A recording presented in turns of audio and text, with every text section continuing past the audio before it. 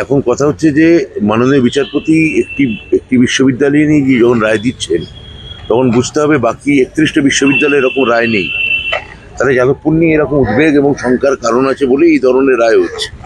31টা বিশ্ববিদ্যালয়ের ক্ষেত্রে এক নিয়ম, আর একটা বিশ্ববিদ্যালয়ের ক্ষেত্রে এত কড়াকড়ি, এত বিধিনিষেধ, নিয়ম কানুন। তাহলে মাননীয় বিচারপতিও জানেন যে ওই বিশ্ববিদ্যালয়ের অভ্যন্তরে কারা কিভাবে নৈরাজ্য চালাচ্ছে। এই নৈরাজ্য একটা চেহারা আমরা এর আগেও দেখেছি, বারবার দেখেছি। হুগলি থেকে আগত, নদিয়া থেকে আগত একটি ছেলের, ছাত্রের মৃত্যু, র্যাগিংয়ের ফলে সম্প্রতি একটি মেয়ের ছাত্রীর মর্মান্তিক মৃত্যু। এই মৃত্যুগুলো আমাদের আশা করা যায় যে পরিবারের প্রতি তো আমরা কোনো শোক জানালেও সেটা পোশাকি হয়ে যায়, কিন্তু তাদের শোক তো অপূরণীয়।